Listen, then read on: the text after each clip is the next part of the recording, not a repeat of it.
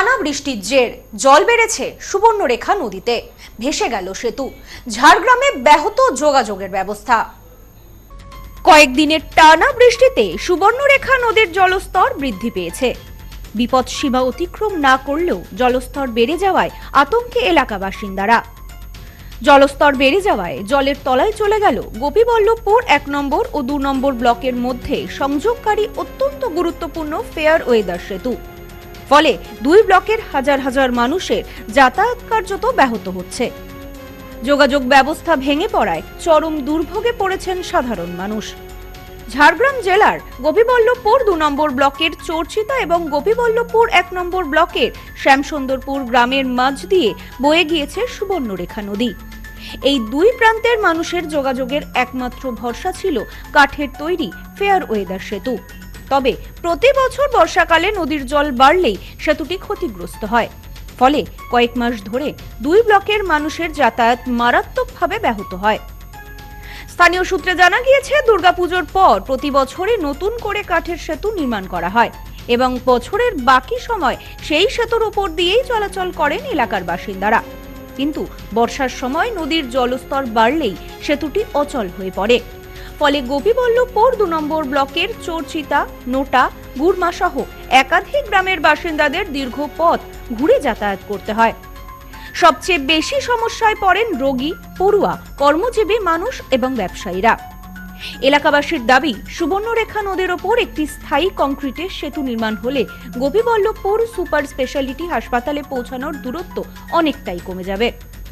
জরুরি পরিস্থিতিতে রোগীদের দ্রুত হাসপাতালে নিয়ে যাওয়াও সম্ভব হবে। বর্তমানে সেতু ডুবে যাওয়ায় বাধ্য হয়ে প্রায় 15 কিলোমিটার ঘুর পথে যেতে হচ্ছে, যার ফলে সময় ও অর্থ দুদিক থেকেই বাড়তি ভোগান্তির শিকার হচ্ছেন সাধারণ মানুষ। চিতা থেকে শ্যামসুন্দরপুর যাওয়ার জন্য বা তোমার এই যে হসপিটাল আছে, স্পেশালি হসপিটাল আছে, সেখানে যাওয়ার জন্য যে কোনো পেশেন্ট নিয়ে যাওয়ার জন্য পুরো সুবিধা হচ্ছে। আর এটা এই নাগাতার 10-15 দিন বৃষ্টি হওয়ার জন্য কারণে এই জল বেড়ে এই সেতুটা ভেঙে গেছে, আর তার জন্য আমাদের গ্রামের অসুবিধা হচ্ছে। কতগুলো গ্রাম এইখানে নির্ভরশীল এই ব্রিজটার উপর অস্থায়ী? আমাদের প্রায় 10-12টা এরকম গ্রাম। এটা মূলত কোন ব্লকের সাথে কোন ব্লকের যোগাযোগ? গোপীবল্লভপুর 1 এবং 2। কি চাইছেন এখন আপনারা? এই ব্রিজে যেন সরকারি তরফ থেকে একটা সেতু নির্মাণ হয়, তার জন্য আমরা চাইছি যেন ভালো হয়, যোগাযোগ যাতায়াতের ভালো সুবিধা হবে সেই জন্য।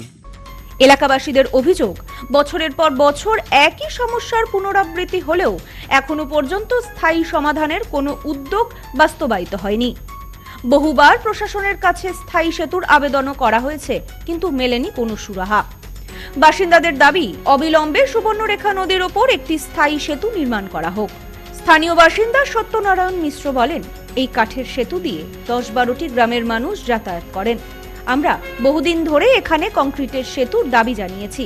আমরা চাই প্রশাসন আমাদের বিষয়ে একটি ভাবনা চিন্তা করুক। অস্থায়ী সেতুটা ভেঙে যেতে তো সমস্যায় আমাদের গ্রামবাসী সকলেই পড়ছে, উপরন্তু পাশে যে গ্রামগুলো আছে, এদিকে আমাদের নোটা, গুড়মা, ভামাল, এদিকে 20-25টা গ্রাম আছে, সবাইয়েরই অসুবিধা হচ্ছে। একটা কথা হলো, মানে আমাদের এদিকে যদি কোনো পেশেন্ট আমাদের গোপী সুপার স্পেশালিটি হাসপাতালে নিয়ে যেতে হয়, এই সেতুর মধ্য দিয়ে যায়, কারণ এখানে যেতে অনেক অল্প সময়ের মধ্যে আমরা রুগীটাকে এখান থেকে হাসপাতালে পৌঁছে দিতে পারি। আর এই ব্রিজটা ভাঙার ফলে আমাদের প্রচণ্ড অসুবিধা হচ্ছে। রোগী হোক কিংবা কোনো কিছু হোক, যেতে হলে আমাদেরকে এখান থেকে প্রায় 15-20 কিলোমিটার ঘুরে যেতে হয়, মানে ওই এতে যাওয়ার জন্য, গোপীবল্লভপুর যাওয়ার জন্য। তো কি চাইছেন এখন আপনারা? আমরা এখন চাইছি সরকারের কাছে আমাদের একটাই দাবি, যে এই সেতুটা যেটা অস্থায়ী সেতু হয়েছে, ওই সেতুটাকে সরকারের তরফ থেকে যেন একটা স্থায়ী সেতু নির্মাণ করে সরকারের কাছে আমাদের এইটা দাবি।